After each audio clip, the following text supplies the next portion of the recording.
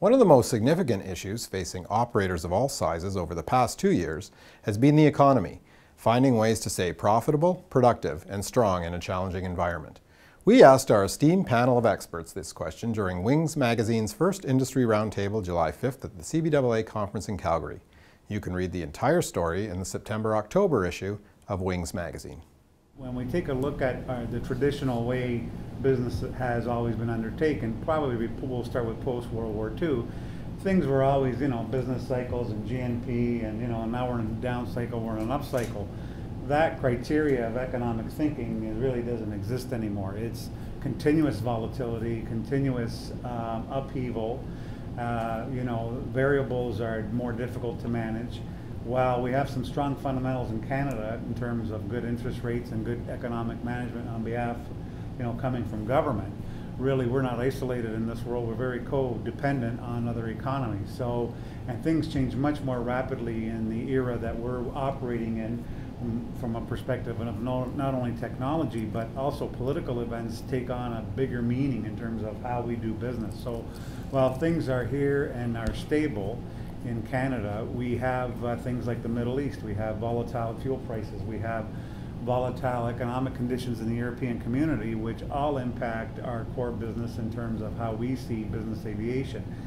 Yet, there's the BRIC, Brazil, Russia, India, and China variables. I mean, those are big developments that, while our focus was north-south with the United States, and traditionally our way of doing business now is refocusing to Latin America, to the Middle East, to China, to places like India and other emerging economies like Russia. That's changing how we do business. It's changing, perhaps, if the U.S. business cycle is going down right now, a lot of companies have shifted focus to those other economies. So that's where the opportunities really have been in the last few years, is the Middle East and China and India. And how do you manage in a rapidly changing kind of economic environment? It's something that's more complex, and it requires different kinds of management skills, especially in aviation, because aviation really is the bellwether barometer of how the economy is going. It's at the same time the leading indicator, and at the same time it's the one that is cut immediately, because it's a very discretionary kind of air travel demand. So you have airline demand and you have business aviation demand. It's a subsegment of air transport. It's basically the same function of how consumers choose the air transport. Some choose to use it directly with the airline, some want fractional ownership, some use it in different ways, some choose to have direct input into their operation. And so the real opportunity for business aviation right now is definitely shifting from traditional markets. The industry's, I think, weathered this storm relatively well, some better than others, obviously. It's not an industry that has huge cycles anyway. I think I would characterize it for most of us in the business, the planes come and go one at a time. There's not a big buy of 800 of anything that hits the marketplace. There's certainly been huge pressures to reduce costs. We've found all over the place. Margins are compressed. Demand for savings is huge on all sides. So that puts a lot of pressure to try and maintain a level of service or a level of operation without cutting too many corners or doing things that aren't smart or aren't safe. So that's, I think, a big concern for everybody. And I think the regulatory framework is a big challenge for us right now. I'm sure we'll spend some time on that today. So, but by and large, it's fairly consistent, but always under pressure.